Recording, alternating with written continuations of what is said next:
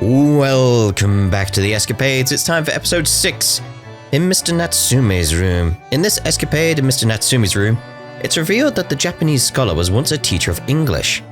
He has much to say on the cultural differences between Japan and Britain, as well as on sentimentality, Shakespeare, and cycling. Cycling? The 23rd of February, 6:09 p.m. Mr. Natsume's room. So, Mr. Natsume, are you really returning home to Japan? Yes, indeed I am. Everything is arranged already. We'll be sad to see you go. And after Runa worked so hard to prove your innocence as well. What a shame. Feels like it was a wasted effort.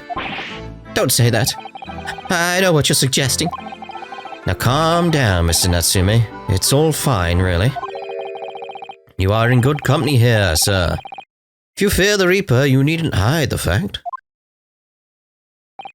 I'm a proud citizen of the Empire of Japan. I'm not a scaredy cat.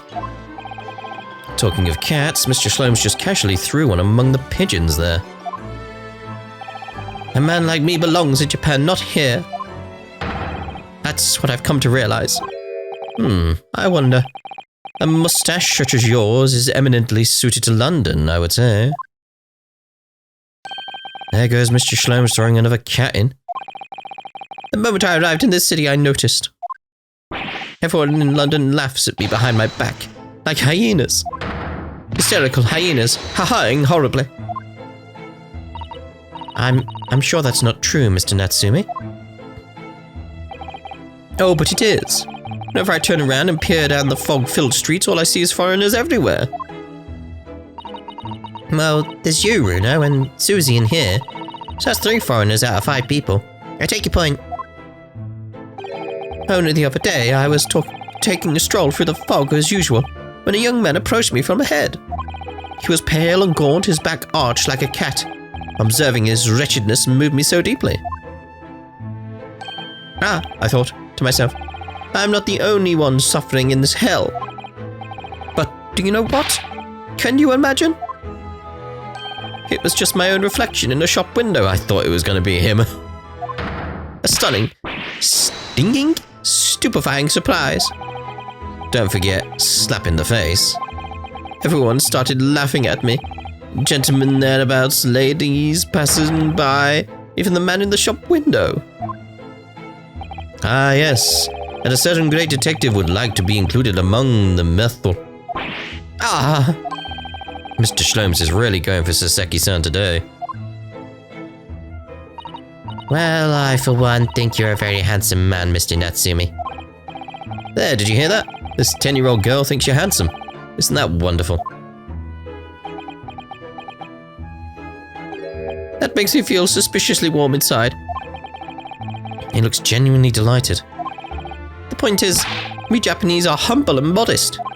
Studying on foreign soil, surrounded by foreign people. How could anyone possibly enjoy that? No one could. It's impossible.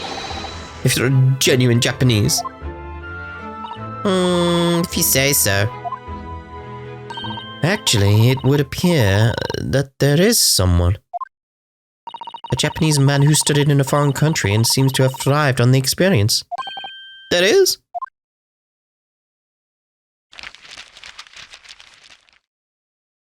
Mr. Ogai-Mori. I believed he studied in Germany. Mr. Mori. Pray tell us more of the fellow. Well, today he's a very successful author in Japan. Oh, I've heard of him. He's the professor who wrote Mahime, isn't he? Mahime? Mahime? Thank you, Iris. I suppose in English the title would be Dancing Queen. Dancing Queen, maybe? Oh, I see. A tale of a woman who waltzed her way through the world, perhaps. You really needn't make up a silly translation, you know. It's already officially called The Dancing Girl in English. It seems Mr. Mori greatly enjoyed his time in Germany. He became close with a local lady while he was there. Close, you say? With a local lady? A compatriot's criminally contradictory conduct. Well, I suppose your experience of studying abroad depends to a large extent on your character. As they say, many minds. Mr. Mori has an open mind. Mr. Natsume, a closed one. Possibly a slightly black and white view, do you think, Mr. Shlomes? Well, anyway. If that's how you feel about being abroad, why did you choose to study here? Wasn't it to further our nation's understanding of the English language or something? Yes, that's right. So what were you doing in Japan before you came to Great Britain then? I was a school teacher. Of English, of course.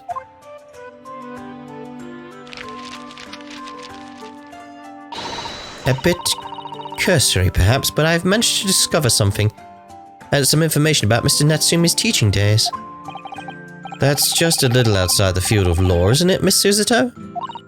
Well, let me pose you a question, Mr. Naruhodo. If you had to translate the English phrase, I love you, into Japanese, what would it be? Good point. That's easy. Aishiteru or suki desu? Wrong, according to Mr. Natsume's teachings, at least. What? Would you like to explain, Mr. Natsume? Yes, of course. Your research was very thorough. I always used to tell my students that we Japanese don't express ourselves that way. Rather, we might say, Tsuki ga kyari desu ne. My dear Mr. Natsume, I must interject. Tsuki ga kyari would translate to the moon is beautiful, isn't it? I know that. The point is that we Japanese are reticent when it comes to expressing our emotions. Prefer to show our feelings of adoration, our tsuki, by appreciating the beauty of the moon, the tsuki. Ah, using the tsuki to express suki. It's an amusing play on words, I see. No, or in language you might understand better. Bad Shlomes. It's not a play on words, it's subtle, it's humble, it's fleeting and beautiful. It's art. Isn't it just being shy? Ah. My dear fellow, the foreign dancing girl will forever be out of your reach with such an attitude. Ah. Imagine how the great Mr. Mori would act. He would win the lady's heart in a flash with a well-placed and unrestrained I love you. Ah. That smooth Mr. Mori. Am I destined to live in his shadow forever? Just what sort of man is he in the imagination of yours? The fact is, I just can't settle in this foggy London town with all its foreign inhabitants. I've lost count of the number of different lodgings I tried before I found myself here. As it happens, I even lived on Baker Street at one time. No, really? A Sao scholar, lives near there. A man by the name of William James Craig. His knowledge of Sao is unsurpassed. He's been a great inspiration to me over the... Forgive the interruption, but am I supposed to be familiar with this Sao of which you speak? It's Shakespeare, of course. Shakespeare. In Japanese, you write it as Sa and O. It's a phonetic representation using kanji characters, even. So England is Aigirusu. And America... What? Aigirusu? Igirisu. Why Igirisu? Igirisu? Wondering what... Because America, it's like America. Why Igirisu? Why is England there? I'm curious, like, what's the phonetics behind that? What's the history behind that? It's interesting.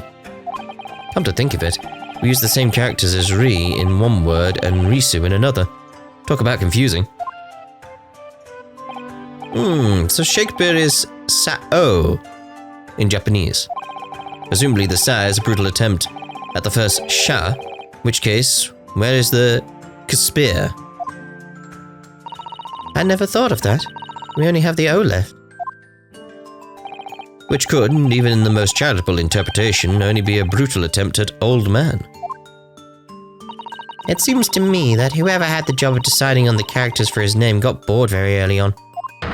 Complete kanji character catastrophe. So then. On to the burning question, what about me? How do you write my name? Sorry? Herlock Sholmes, my dear fellow. There must be Japanese characters for my name. Oh dear, I am so sorry, Mr. Sholmes, but none exist that I'm aware of. Why? Am I really nothing to you Japanese? In that case, it is a matter of paramount importance. You must construct my name in kanji at once. Oh, we could use a kanji that's pronounced so to start with. Then we use one more to give so... Oh, perhaps? I think that would be about right, Mr. Sholmes. But that's almost the same as Sao, isn't it? Yes. You employed the dreaded O. I don't want people to confuse me with an old man who died centuries ago. I'm sure the world's greatest literary figure would rather not be confused with you either. Well, the world's greatest detective is still youthful and full of vigor. So how about so handsome? Oh yes, that sounds wonderful. I'm sure everyone will be calling you that in 100 years. How can she say that with a straight face? What about me then, Iris? Perhaps Aihime, since the second character doesn't seem to matter. Aihime? Oh yes, Princess of Love. That's an adorable name for you, Iris. Stop, please. With a name like that, Mr. Mori is likely to turn up at any moment and rashly declare I love you. This Mori-san has become quite a character in Soseki-san's mind. And you, Mr. Naruhodo, might I venture Kurobozu as a fitting name for you? As in the Dark Monk? Oh, that's very good. Describes you perfectly, Runa. So you think I'll be wearing this black varsity uniform for the rest of my days, do you? But Mr. Naruhodo already has a Japanese name. I don't believe he needs another. Well, anyway. We were talking about your life here in London, weren't we, Mr. Natsume? You should just get out and have fun. Oh, the landlady has said as much to me too. Mrs. Garrett. But it wasn't fun at all. It was frightful. Whatever do you mean? A cycle incident. Oh yeah, I forgot about the bicycle. An incident on a bicycle? Oh yes, come to think of it. There we go. There's an old bicycle park just outside, isn't there? It's in a sorry state, though. I tried to say no to her, but she insisted I took it for a ride. Perhaps my pronunciation was wrong. So I took my life in my hands and attempted to ride the steel spiderweb stallion to a nearby park. I really don't think there's anything wrong with your pronunciation, Mr. Natsume. Joan Garadeb just isn't the kind of woman to take no for an answer. If you're going to die, you might as well die in beautiful surroundings. So the park was my first thought. After a whole day of dicing with death, I emerged with only relatively minor bruises. So you got the knack of it. Don't be silly. Dying isn't something you can learn to do. Mr. Natsume, you keep talking about dicing with death and dying and so forth, but riding a bicycle is supposed to be fun. Oh no, that's just what people tell you. But it's an old wives' tale. Is it? I mean, just consider the real name of the vehicle. It's not called a dicycle for nothing. How anyone expects to use such an aptly named vehicle to move forwards is beyond me. Pedal power promises pain. I didn't think it was possible to get worse with practice. I'm lucky to be alive. Although I must say, After looking death in the eye for a whole week, I did at least manage to mount the steed reliably. And notwithstanding a few wobbles, I found I could make progress in the forward direction. What a triumph. No, that's a motorbike. Deduction is much the same. When first presented with a problem, the mental exertion of trying to solve it leads only to bitter disappointment. But after a week of picking one's way carefully along the path of reasoning and thought, one begins to see results. So is that why all of your off-the-cuff deductions always seem half-baked? What a wonderful insight into your extraordinary mind, Mr. Shlomes. Unfortunately, after wobbling down the street, I noticed there were little stones everywhere. Death traps. Not that way, I said to myself. But the wild vehicle wouldn't listen. It wobbled me on and on down the street. So of course, I hit one of those deadly stones and that crazy cold threw me.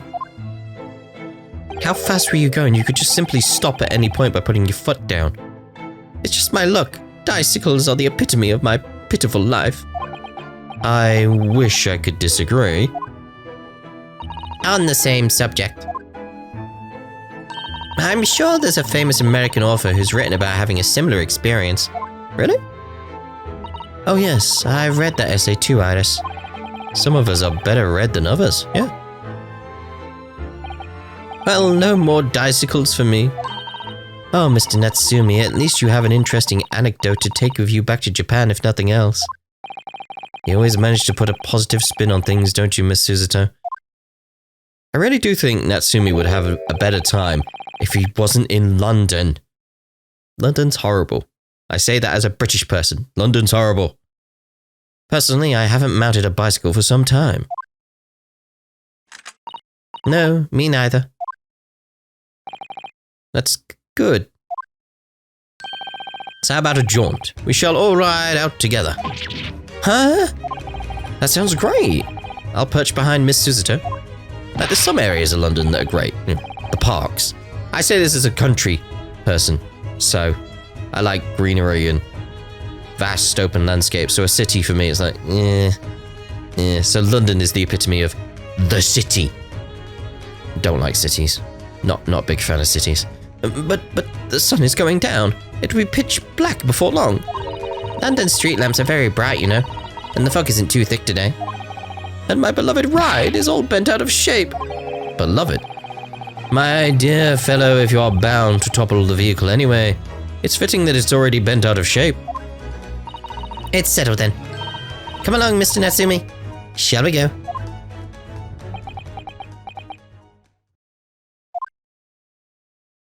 I mean, to really point out like the difference of where I live compared to London, Sarah's described where I live as looking like the Shire. You know, from Lord of the Rings. It's like, yeah, I think it's more Rohan, but she says Shire, so. Tsuki ga kiro desune. Don't tell me that's his translation of no thank you as well. Indeed, Mr. Natsume, the moon is at most beautiful at precisely this time in the evening. Oh. We're not Japanese. You can't beat around the bush with us. What a weird and wonderful world. Oh, it is indeed. It is indeed.